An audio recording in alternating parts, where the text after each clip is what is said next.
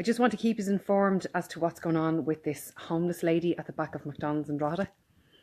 A lovely girl yesterday offered her services to do translation.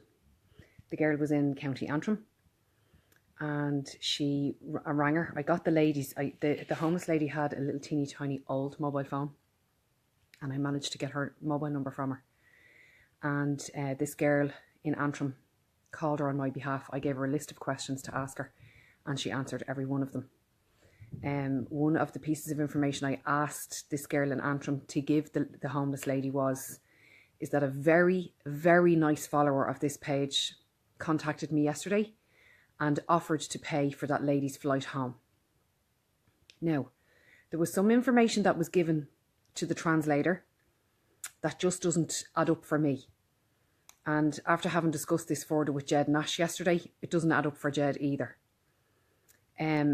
It seems to me that there's a possibility, that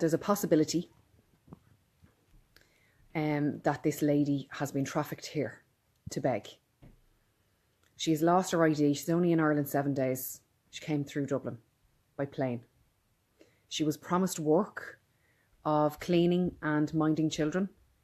And, you know, it's when you're living out of a bag, it's kind of hard to lose your ID. So I'm kind of not buying that. And her job didn't transpire and now she's on the streets.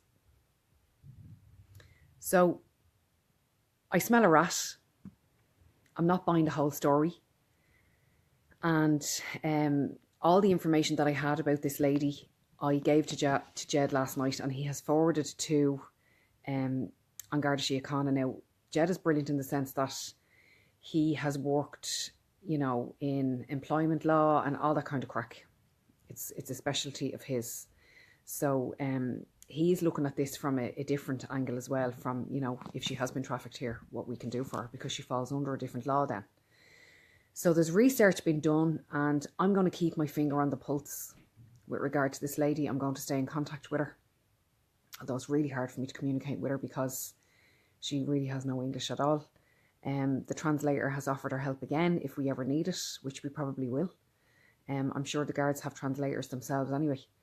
But that's the story for the moment. She's still on the streets, and I did make one call to the county council last night, and they weren't able to help me.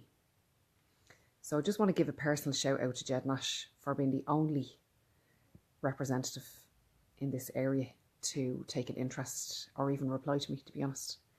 So that's it. Take it easy. I'll talk to you next week. Slán.